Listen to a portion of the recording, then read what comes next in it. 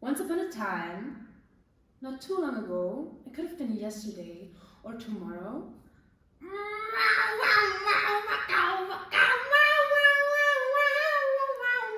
Actually, it was exactly 1 year ago. Sea, sex, and sun. Hashtag travel. Hashtag friends. Hashtag love. Hashtag TikToks. I was visiting a friend from Hong Kong, a modern day hippie. We met in the Moroccan desert, and she had been already traveling for years alone on a minimal budget. Ironically, her name was Kush. You know, like the good Kush. Well, we met again when she invited me to hang out with her in Turkey. Anyone from Turkey? She was living with a bunch of hippies in the bushes at the seashore, 3 hours drive away from Antalya.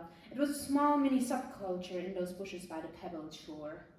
There was one guy who already had been living in the greenery, or more like the brownery, as it was super hot and dry for about half a year. No, wait, 1 year, he told me.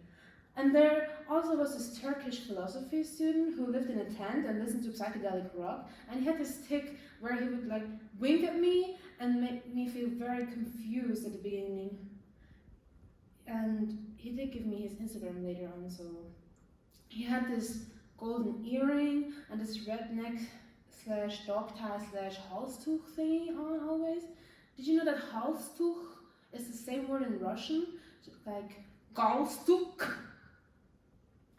There also were about at least 11 young Slavic men from Belarus to Russia fleeing the government. One of them was a super nerdy hiker guy who would sit on his laptop on the beach naked, and like he would be naked every chance he got.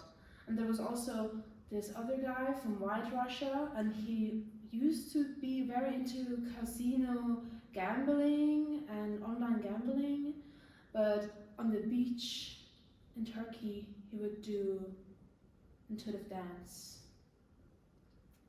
Crap. They were all living in the bushes or passing by, like Lena and Lars. Lena and Lars. They were blonde, blue-eyed, beautiful hippies from Sweden. When I met them, they were just in the midst of a conflict, since Lars had slept with another hippie lady who claimed to be impregnated, and Lena was very upset, though she had actually proposed to open their relationship. And even though Lars had been against it in the beginning and only had agreed after some time, then he did end up having intercourse with that hippie lady, and Lena felt kind of jealous and wanted to close the relationship again, and Lars was all for it, but then the message of the other woman came through that she was pregnant, but they weren't sure whether to believe her. They both knew that this woman had some sort of possessive tendencies and theorized that she maybe just wanted to bind Lars to her because she had been madly in love with Lars, but Lars always only had loved Lena. And then I asked Lars, well, did you use protection? And he was like, no. And I was like, what the fudge? Classic hippie. Oh, did you know that Lena and Lars are acronyms? Lars, a laboratory for advanced robotic systems. Lena, live in nature asshole. No, just kidding, of course. It stands for Leadership in Nursing Administration. Well, both of their names were Nielsen, their last names, but they weren't siblings or anything.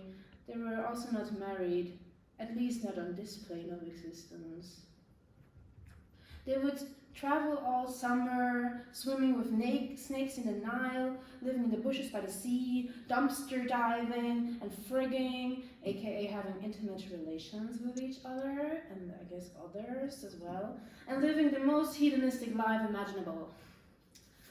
Some starry nights, they would light a fire in the bushes, careful not to light a bushfire, even though most of their bushes, after living there for so long, must have felt like fire. I have this little saying that I came up with. In the bushes where the hippies lie, fleas and lies are really shy. Anyway, around these fires, they would play guitar, sing mantras. No one ever knew what they meant when I asked. And there also was this guy with the didgeridoo. He told me that he had played with a small composer. Maybe you've heard of him. His name was Hans Zimmer or something. And or Hans Rue? No. And then well, one evening he told me this interesting fact that there was this company, I'm not gonna name, but it starts with C and ends with Coca-Cola. And they put nano micro robots in their black brewed sugary beverages, which will flow through your bloodstream and mind control you. And the only way to get rid of them is to listen to a certain frequency of an evil website, who I'm not gonna name, YouTube. So, well, you listen to this frequency, and then for half an hour. And then after that, the next day, the nano micro robots in your system should be deactivated by the frequency and leave your body through your skin or your pee or whatever. Yeah. But for anyone who's writing this down, sadly I do not remember the frequency, so I have no way of telling you which video you should look up on YouTube. You just have to live with the microbox, I guess. So I asked Lena and Lars at some point what they did before they started to travel, and they said that they were both learned professional nurses, 4 years of training to get the official job title.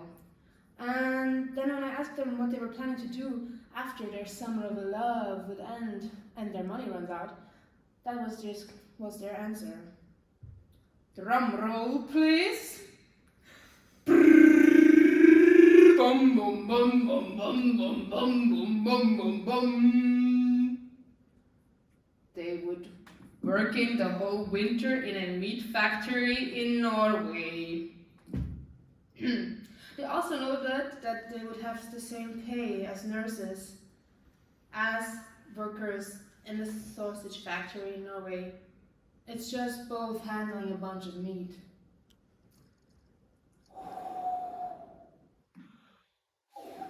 When Lena and Lars arrived at the factory in September,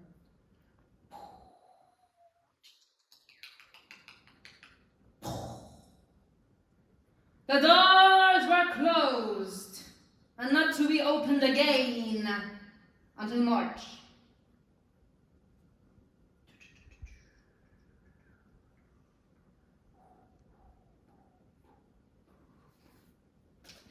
They were shown their quarters, a 5x5 container, and they started their work in the factory. It was hard work. And after their long shifts in the evening, they came up together with this song, and they would sing it together as their only entertainment in the container. It was a song about gore. Gore. Gore, gore, core. Gorpel, gospel, knorpel. Bläh, bläh, bläh. Aui, aui, aui, miaui. Meine Bauchmagenwand, meine Bauchzotteln. Eine Wanderniere wandert durch die Welt. Hollari, hollaro, hi-ho. I reach into your cold-throated throat like I reached into your ass the night before. You dirty slut, you greedy whore. And I pull out your piece of your heart and a piece of your liver until you start to moan and shake yourself and start to shiver. I'll use the soft part of my hand to reach into your intestinal gland. And on the way out, I pluck your vocal cords until you start to sing these words. Bah, bah, small pig. Have you any wool? Yes, miss. Yes, miss. 3 bags full.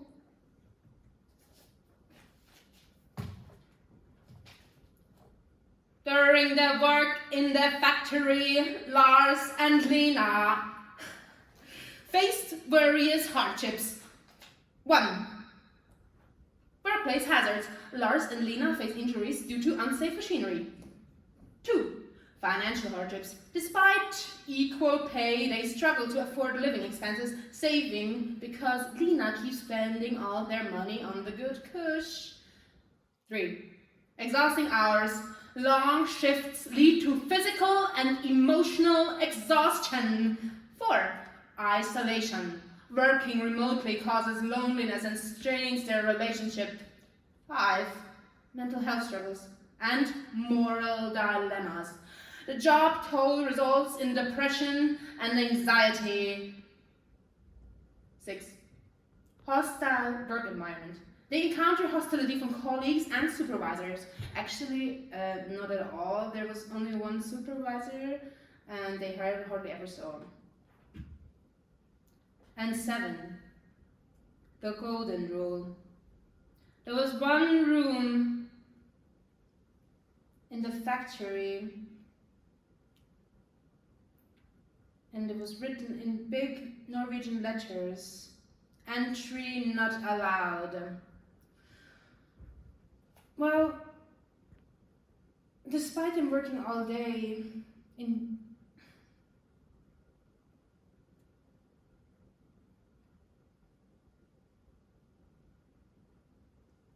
they only had contact with one other co-worker, the so recently named supervisor. A guy they only referred to as Bluebeard, due to his big blue beard.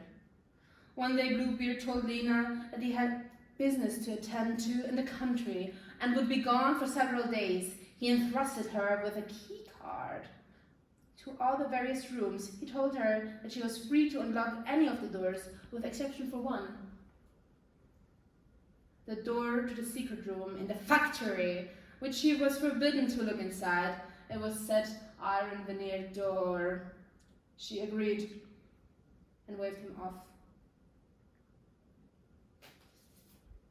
It didn't take long for Lena's curiosity to get better of her. After all, Bluebeard would never find out that she had disobeyed him. She took the keycard to the room, unlocked the iron veneered door, and risked a peek inside the forbidden chamber.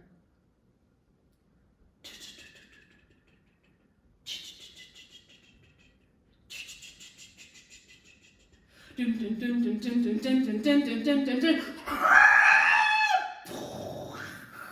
And found that the floor was clotted in blood.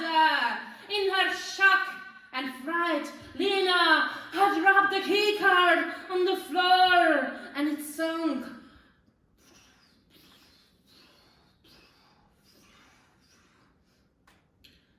She reached for the keycard. Unfortunately, the keycard that she had dropped was now stained with blood. She set about cleaning it, wiping the blood from the keycard, but the blood remained. She tried to scrub the blood off with all her chemicals that the factory had, but they were no good. Every time she cleaned the keycard, the blood remained. She was afraid that when Bluebeard would return and he'd notice the stains on the card, he would be very angry and she would wind up in a fatal position. It was kill or be killed, she thought. And she ran to Lars. Lars, what is it, Lisa? What? My name is Lisa. Huh? I thought your name was Lena. Oh my god. Well, we need to. Something horrible had happened. They had microdosed toadstools, Fliegenpilze on that evening, and both of them were tripping balls. When Bluebeard entered the factory, the steaming, hot, freezing factory from the outside, he knew something was off. Nothing's wrong. Hi, Bluebeard. Welcome back. Though blood was rushing through their ears. Hey, Bluebeard. Welcome back. They were sort of in a drug-induced bloodthirst. Lars! Håll er, mama! Lars, hold his arms! Lena screamed. Lena sliced with the keycard right through his unusually thin neck that was revealed when they pulled away his beard. What looks like half sausage, the other half. And they threw his body right into the mixer with beard and everything. Did you hear the pun about the German sausage? It was the worst! What do you call a sausage? Who comes first in the race? The wiener!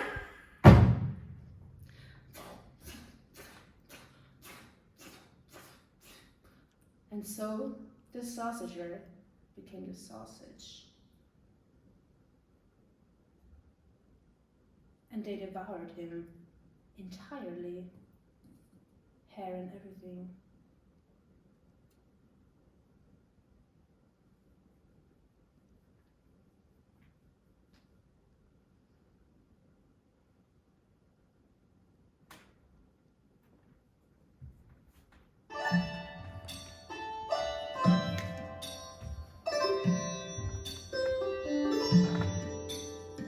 We are one in harmony, singing in celebration.